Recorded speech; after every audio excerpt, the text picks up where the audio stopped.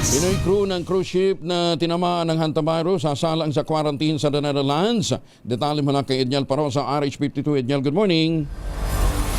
Kuya Angel, nagnegatibo man sa initial na testing para sa antivirus.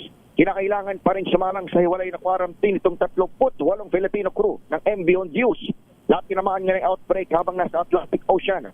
Sabi sa reporters na Migrant Workers Secretary Hans Leo Cacta, 24 sa kanila ang mauuna ng ilipad sa the Netherlands kung saan isasagawa itong 42-day quarantine. Gayon din naka-assign sa deck and engine sa biyahe para natitirang 14 na Pinoy crew, ang Dutch flag cruise ship, padaong sa the Netherlands mula sa huling lokasyon nito na Spain.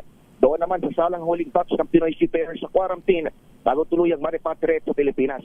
Tuwa naman si Health Secretary Tener Posa na may kapasidad ang bansa na mag-test ng sarili sa nakamamatay na antivirus. Pero oras pa man ang ma-release sa mga Pinoy sa quarantine, nangangahulugan itong malaya na sila sa sakit.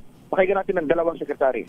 4 today, 20 tomorrow, and then the 14 deck and engine will bring the ship to Rotterdam. We have the availability for testing, but I'm very sure they will be tested before they are released from Rotterdam or wherever the quarantine will be done. So by the time they're released, disease-free and they're considered not infected.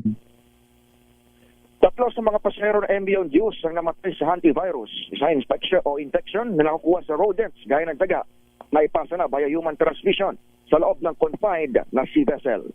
Ako si Edniel Parosa, Leisure Rage. Una sa Pilipinas, una sa Pilipino. Maraming salamat, Edniel.